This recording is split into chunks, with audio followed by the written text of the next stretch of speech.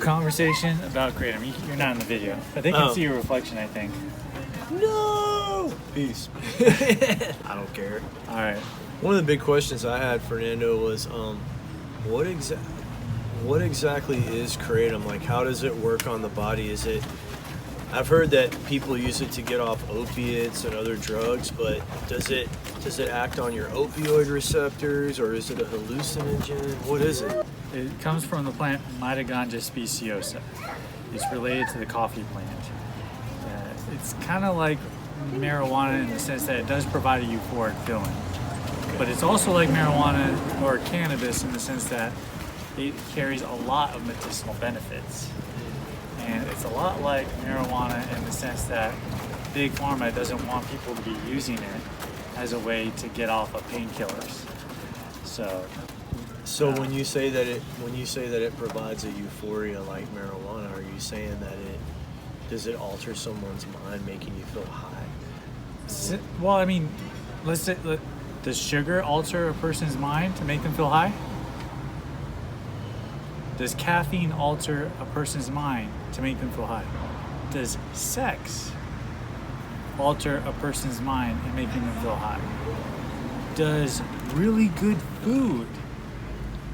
We have to really kind of understand that kratom isn't too different from the rest of the world of natural medicine. I mean, cocoa leaves. Nothing really bad with cocoa leaves, except it can be processed into cocaine. There are a lot of natural medicines that the world has. In fact, dude, Aaron, we have a lot of herbs that we don't advertise. Kratom is one of those herbs. We don't advertise it. It's like we have actually a separate brand for it.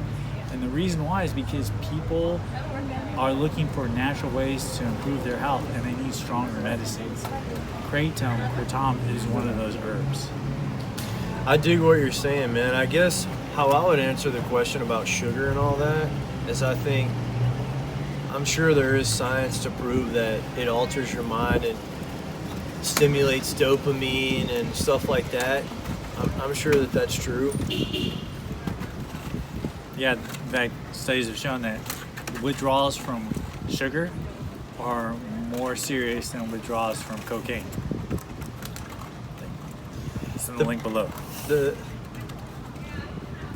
All due respect to that, man, the problem I have with that is that I've experienced sugar and cocaine, and I've also experienced getting off sugar, and I've experienced getting off cocaine, and I think I'll skip that, but I can definitely say that if someone were to compare like opiates to sugar and say getting off sugar or getting off opiates, sugar, because I've heard assertions like that or similar to that, and I would definitely say with opiates 100% false.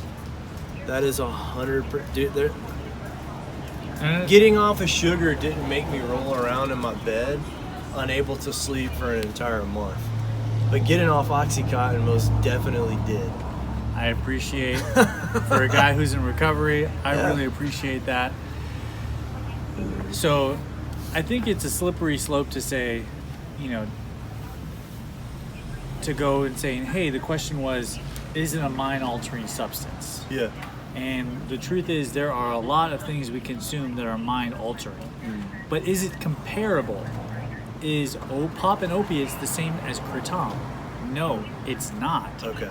Because opiates are pharmaceutical-based. They have been changed. Chemically, they have been altered. Its biological makeup has been compromised.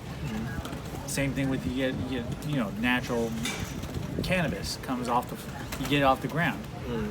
That's really not the problem. The problem is when it's been chemically altered. People want natural, and the reason why they go towards the natural products like kratom, like cannabis, like natural herbs is because it hasn't been compromised. It's still genetically the same. What about when Does that make sense? Yeah, So that's what I'm saying. You can't really.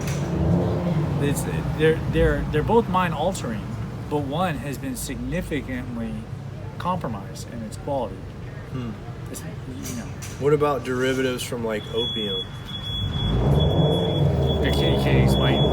Yeah, like I don't know exactly how it's done. I don't know too much the science behind it, but I know that heroin or morphine are derivatives straight from the opium poppy. Yes. And so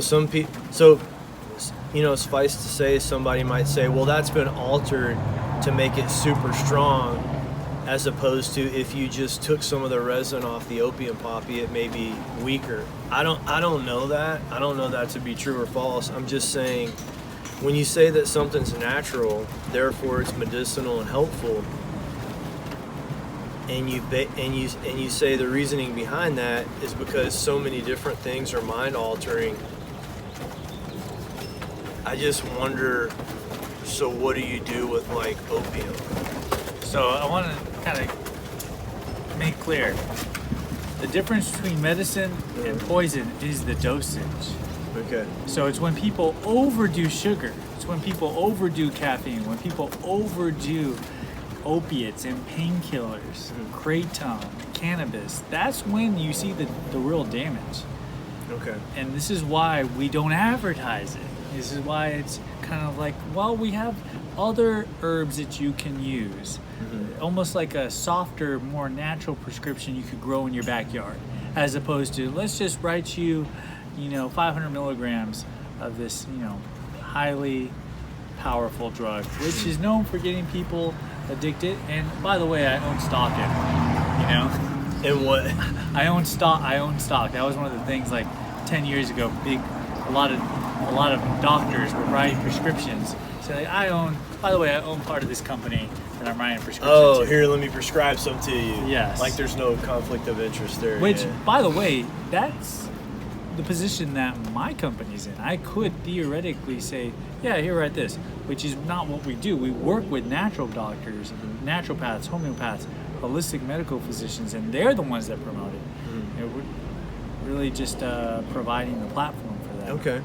So let me ask you a question, man. So if, based off what you're saying, and this is an if, I don't know if it is or not, but if morphine or laudanum or something like that, for instance, is just not too big of an altered derivative from opium, based off your reasoning, you would also say that a little bit of morphine or a little bit of laudanum is okay, as long as you don't take too much and then it becomes poison. You'd be willing to say that?